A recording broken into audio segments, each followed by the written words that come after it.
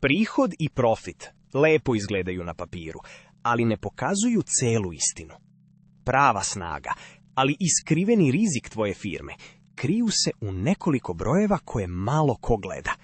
To su finansijski pokazatelji. Danas ti dajem 15 najvažnijih, spakovanih u 5 grupa, da prestaneš da nagađaš i počneš da vodiš firmu sa jasnoćom. Prva grupa je likvidnost, to jest možeš li da platiš ono što uskoro stiže.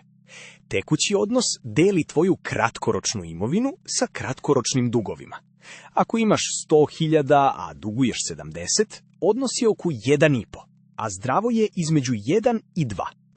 Brzi odnos je stroži, izbaci zalihe jer se roba ne proda uvek brzo.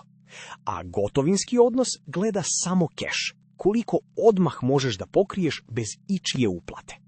Ova 3 broja ti kažu koliko mirno spavaš ovog meseca. Druga grupa su marže, to jest koliko ti od svakog dinara zaista ostane. Bruto marža je ono što ostane posle direktnih troškova proizvoda. Ako od 500.000 prometa potrošiš 300 na robu, bruto marža ti je 40%. Operativna marža ide dalje i iskida kiriju i plate, pa pokazuje koliko dobro vodiš firmu.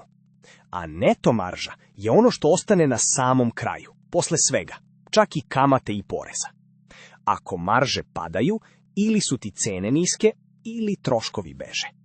Treća grupa, da li ti se ulog isplati? Prinos na imovinu pokazuje koliko para vrti sve što firma posjeduje, oprema, zalihe, prostor. Prinos na kapital pokazuje koliko raste baš tvoj uloženi novac, i to banke i investitori gledaju najviše. A prag rentabilnosti kaže koliko moraš da prodaš samo da pokriješ fiksne troškove. Sve preko toga je profit. Kad znaš svoj prag, prestaješ da radiš naslepo i postavljaš realne ciljeve. Četvrta grupa je rizik. Koliko te dugovi drže za gušu? Odnos duga i kapitala pokazuje koliko koristiš tuđe pare naspram svojih. Malo poluge ubrza rast, ali previše te obori čim kamate skoče. Pokriće kamate pokazuje koliko lako plaćaš kamatu.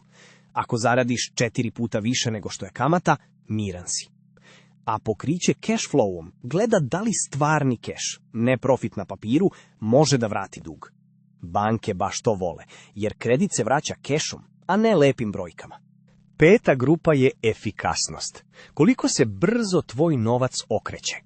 Obrt zaliha pokazuje koliko puta godišnje prodaš i dopuniš robu, a nizak obrt znači da ti keš spava na polici. Obrt potraživanja pokazuje koliko brzo kupci plaćaju i ako pada, neko ti odugovlači i tiho pravi rupu. Obrt obaveza pokazuje koliko brzo ti plaćaš dobavljače. Ni prebrzo da ostaneš bez keša, ni presporo da ih naljutiš. Balans je sve. Ovih 15 brojeva u 5 grupa daju ti punu sliku. Likvidnost, marže, prinos, rizik i efikasnost. Ne moraš sve napamet, samo ih prati redovno i prestaješ da nagađaš. Jake firme se ne grade na osjećaju, nego na brojevima koje razumeš. Ako ti je ovo pomoglo, prijavi se na Cash ili Biznis i vidimo se u sledećoj lekciji.